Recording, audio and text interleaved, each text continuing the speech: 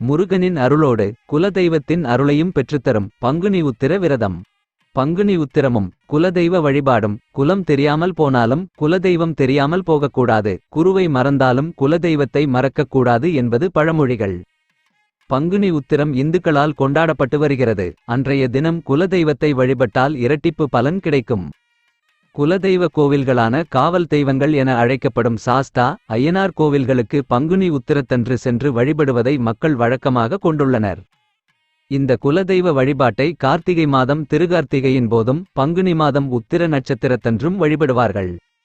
இதில் பங்குனி மாதம் உத்திரம் நட்சத்திரத்தன்று குலதெய்வ வழிபாடு செய்வது மிகவும் சிறப்புக்குரியதாகும். அன்று பௌர்ணமி என்பதால் உகந்த நாளாகவும் அமைகிறது.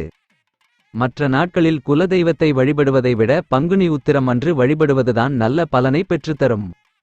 குலதெய்வ கோவிலில் நல்லெண்ணெய் தீபமிட்டு வழிபட்டால் கோடி நன்மை தரும். பங்குனி மாத பௌர்ணமியில் குடும்பத்துடன் சென்று குலதெய்வத்தை தரிசித்து வாருங்கள். வழக்கமாக உங்கள் முன்னோர்களால் செய்யப்படும் பூஜைகள் அபிஷேகங்கள் செய்து பொங்கலிட்டு குடும்பத்தோடு ஒற்றுமையாக வழிபட்டால் புண்ணிய பலன்களோடு முன்னோர்களது ஆசியும் கிடைக்கும் என்பது நம்பிக்கை.